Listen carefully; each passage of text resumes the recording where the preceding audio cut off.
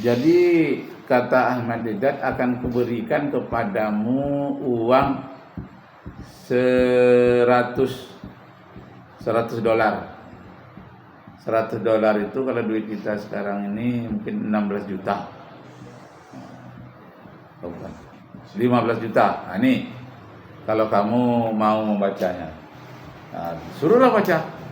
Dibaca oleh Jimmy Swaggart tuh cepat-cepat sampai orang lain tidak mengerti. Memang dibacakannya, tapi cepat-cepat. Akhirnya, nah kan sudah kubacakan, mari duitmu 100 dolar. Rupanya Ahmad Deedat memang ada duit di dalamnya 16 juta itu. 100 dolar dikasihkannya. Oh, baiklah katanya, inilah saya dapat uang 16 juta atau 100 dolar karena membaca ayat ini. Ini duitnya, sekarang jadi milikku. Walaupun duit ini sudah jadi milikku, sekarang aku serahkan kepada panitia. Terserah kepada panitia mau dijadikan untuk apa. Begitu katanya. Nah, akhir-akhir ini tertangkaplah dia, si Jimmy Swaggart itu. Tertangkapnya itu karena dia mencintai orang anak beranak. Anak beranak itu artinya emaknya dengan anaknya. Anaknya gadis remaja, emaknya itu dewasa umur 40 tahun lebih. Nah, kedua-duanya itu dicintainya dan dia mau bergaul bebas. Akhirnya tertangkap dan masuk penjara lah dia. Ahmad Deedat, siapa? Jimmy Swaggart. Jadi Ustaz lihat di televisi, jangan-jangan nih Jimmy Swaggart yang berdebat dengan Ahmad Deedat, dia mengatakan, oh iya rupanya dia punya stasiun televisi sampai 12 buah. Begitu hebatnya, begitu canggihnya dia menggunakan teknologi, begitu dalam ilmu kekristenannya. Tahu-tahu terlibat pergaulan bebas dan dia masuk penjara. Walaupun nggak sampai setahun masuk penjara, tapi kalaulah seorang pastor, seorang pendeta besar gara-gara pergaulan bebas itu sangat memalukan sekali. Dan dia masuk penjara itu setelah Ahmad Deedat meninggal dunia. Tidak ada lagi. Jadi tidak ada komentar dari Ahmad Deedat. Ada satu lagi namanya siapa itu? Yang dari Finlandia, Stanley Sobot. Ketika dia sedang berdebat dengan Ahmad Deedat, bawalah seorang membawakan racun di dalam botol. Ganas racun itu. Katanya, hey Stanley, this poison itu racun. Please, you drink this poison. Silakan minum racun ini. Kenapa? Karena di dalam kitabmu mengatakan orang yang beriman kepada Bible sekalipun minum racun dia tidak akan mati. Please, you drink this poison. Jadi disebutkan nama kitabnya, kitab Markus pasal 16 ayat 17. Ada buah apa? Enggak ada. Itu perlunya kita buat apa itu supaya bisa membuka informasi tadi. Bisa kita melihat langsung yang mana yang bernama Stanley Sobot keluar nanti. Mana yang bernama Jimmy Swaggart. Apa kerjaannya sekarang di Amerika. Itu kita bisa lihat. Kalau pakai HP. Tidak boleh dipinjam HP. Ada.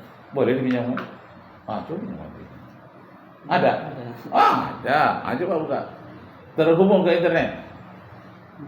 Coba buka. Mana orangnya? Jimmy Swaggart. Please. Jimmy Swaggart vs itu versus Ahmad Deedat. Ada buah apa? Nggak ada. Nggak ada, cuma ini aja. Jadilah satu. Mana yang namanya Jimmy Swaggart? Jimmy Swaggart. Swaggart tuh tulisannya Swagarte. Bacanya Swaggart. Suanya itu pakai W.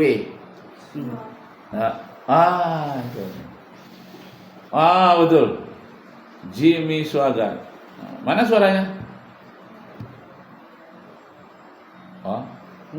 Di YouTube. YouTube. Di YouTube lah. Kita dengar suaranya agak 1 menit jadilah. Tujuan Ustadz besok kalian kalau berdakwah mengajar, kalian tunjukkan pula ini. Bahkan kalian kembangkan, karena ini tantangan kita. Tantangan kita bersama di mana-mana. Karena misionaris itu masuk ke pelosok-pelosok, ke hutan-hutan, ke gedung-gedung pencakar langit, ke bioskop, ke taman-taman hiburan. Banyak segala tempat dimasukinya. Jadi mau tidak mau kita harus mempersiapkan diri. Terdengar suaranya? Mana Jimmy Swaggart? Mana suaranya? Mana Jesus Love Me? Iya.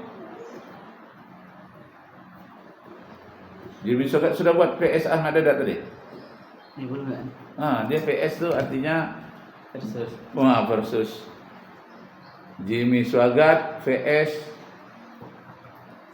Ahmad Dedat. Itu dia.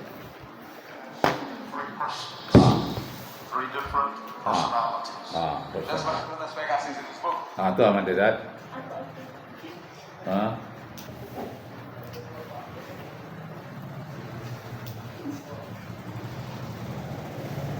Jadi HP ini sekarang sudah menjadi alat pendidikan. Kita bisa buka Arab, presiden-presiden yang ada di Arab, raja-raja Arab. Kita bisa perkembangan Islam di Cina. Person. But not 3%, but 1%.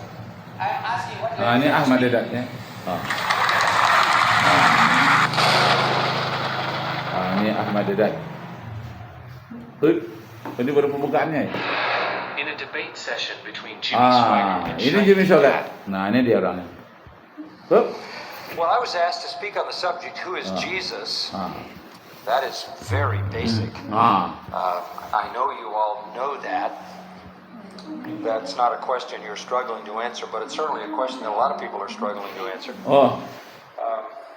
Some of you have been reading recently probably about a pseudo-religion called Scientology. You know about Inilah ini Mas Atur nih. Scientology through the back door. The back door is labeled Tom. Mana Ahmad Dedat?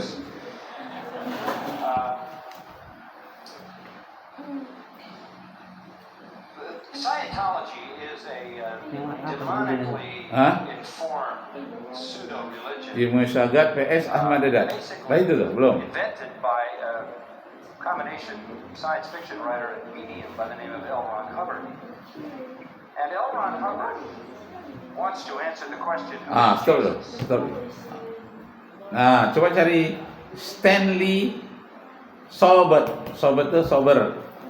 Stanley Sobert vs Ahmad Dedat. Jadi Ustaz terangkan sedikit. Stanley Sobert ini dia ambil itu botol racun, seakan-akan dia mau meminumnya, padahal hanya dia tonton-tontonkan aja kepada masyarakat. Jangan diminum, kata orang.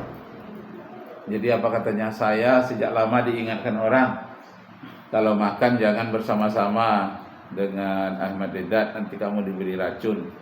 Ternyata di sini ada orang yang bawa racun katanya. Ini diteteskannya sedikit ke lantai, nampak berbuih lantai itu, berbekas, berubah warna lantai itu. Begitulah tajamnya racun itu. Nah, jadi katanya di dalam kitab Markus pasal 16 ayat 17 ada Stanley Sobert. And is the Bible the word of God? Ya. Stanley Sobert, orang Swedia. Oh, ini masih apanya nih? Masih protokol. Sini baru Stanley Sobat. Ini dia Stanley Sobat. Nganggu dia. And we are sorry about that. But I have prayed that God will assure His love to you and give you an example that Jesus Christ is a personal reality. Tengok gayanya itu. A solution of the problem in your Menunjuk-nunjuk kiri family kanan, goyang-goyang, menari-nari. within the next 2 weeks. Let me tell you about the Nah, cukup demikian. Jadi di dalam kitab Markus pasal 16 ayat 17 nyatakan ciri-ciri orang yang beriman kepada kitab Bible itu pertama, kalau dia beri minum racun dia tidak mati. Yang kedua, menginjak ular-ular berbisa dia tidak akan rusak, tidak akan mati. Kemudian dia bisa berbahasa baru, bahasa yang orang lain tidak mengerti. Kemudian kalau menginjak ular berbisa dia tidak mati, minum racun dia tidak mati. Ada berapa itu? Nah, akibat ayat-ayat ini adalah satu gereja ular namanya di Amerika bagian pedalaman. Jadi di gereja ular ini pendeta itu tahu daerah itu banyak ular. Jadi dia sangat berimannya kepada Bible. Lalu dikatakannya ini dia tidak akan mati. Dibawanya ular itu ditangkapnya tak jauh dari gereja itu ditangkapnya. Nih ularnya. Memang waktu itu belum menggigit. Karena kita beriman dengan kitab Bible, beriman kepada Nabi Isa, ular berbisa ini tidak akan menyebabkan kita apa-apa. Akhirnya di sini ya dicatut sama ular tadi, berdarah. Mau dibawa orang ke rumah sakit, jangan. Sebentar lagi mukjizat akan bekerja. Padahal dia sudah tak tahan lagi, jangan biar akhirnya mati dia. Nah, di gereja, bukan nanti gereja ular di Amerika. Mati digigit ular. Nah, kemudian gereja itu dilanjutkan oleh anaknya. Anaknya juga menamakan gereja itu gereja ular. Anaknya jadi pendeta juga. Akhirnya dibawanya juga ular itu. Tengokkannya kepada jemaat. Kalau kita beriman, tidak digigit ular tidak apa-apa. Digigit ular pula lengannya. Tapi untung cepat dibawa ke rumah sakit. Udah bengkak besar, selamat dia tidak mati. Jadi sudah banyak orang korban daripada ayat-ayat palsu. Jadi kitab Markus itu mulai dari pasal 17, pasal 16 itu sampai ayat 8. Kalau sampai ayat 17 itu sudah ayat tambahan atau ayat-ayat palsu. Akibat dari ayat-ayat palsu sudah 2 orang meninggal dunia dicatut oleh ular, digigit ular. Nah, makanya janganlah buat ayat palsu, banyak menimbulkan korban. Nah, itulah kan itu ya. Udah 5 ya. Nah, sekarang